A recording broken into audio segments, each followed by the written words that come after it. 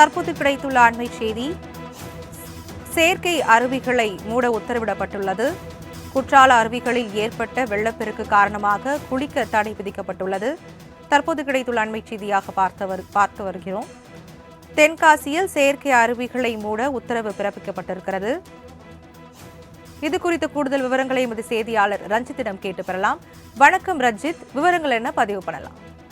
நிச்சயமாக மோகன் பிரியா. அதாவது தென்காசி மாவட்டம் மேற்கு தொடர்ச்சி மலை அடிவாரத்தில் உள்ள குண்டாறு நீர்த்தேக்கத்திற்கு மேற்பகுதியில் ஏராளமான தனியார் நீர்வீழ்ச்சிகள் உள்ள நிலையில் தனியார் நீர்வீழ்ச்சிகளில் தற்போது குற்றாலத்திற்கு வரும் சுற்றுலா பயணிகள் ஏராளமானோர் அனுமதியின்றி குளித்து வருவதாகவும் இதன் காரணமாக மிகப்பெரிய விபத்துக்கள் ஏற்பட வாய்ப்புள்ளதாகவும் தொடர் புகார்கள் எழுந்த நிலையில் தற்போது குண்டாறு அணையின் மேல் பகுதியில் உள்ள தனியார் நீர்வீழ்ச்சிக்கு செல்லும் பாதையினை தென்காசி வருவாய் கோட்டாட்சியர் மூடி சீல் வைத்துள்ளார். மேலும் சுற்றுலா பயணிகள் ஏராளமானோர் குளித்துக் கொண்டிருந்த நிலையில் அவர்களை அப்புறப்படுத்தும் பணியானது நடைபெற்ற தொடர்ந்து தனியார் நீர்வீழ்ச்சிக்கு செல்லும் பாதையானது மூடப்பட்டது உள்ளது. மேலும் தனியார் நீர்வீழ்ச்சிகளுக்கு யாரும் செல்ல வேண்டாம் என தென்காசி மாவட்ட நிர்வாகம் சார்பில் அறிவுறுத்தல் செய்யப்பட்டுள்ள நிலையில் இதே போன்று கடந்த வாரம் குண்டாறு நீர்த்தேக்கத்திற்கு மேல் செல்லும் பாதையானது மூடப்பட்ட நிலையில் முறையான கண்காணிப்பு இல்லாமல் தனியார் நீர்வீழ்ச்சிகளுக்கு ஏராளமான சுற்றுலா பயணிகள் சென்று வந்தனர்.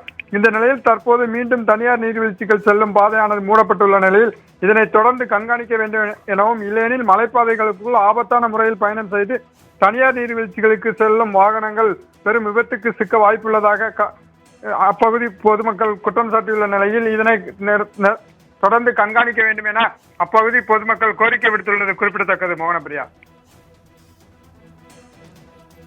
விவரங்களுக்கு நன்றி ரஞ்சித்.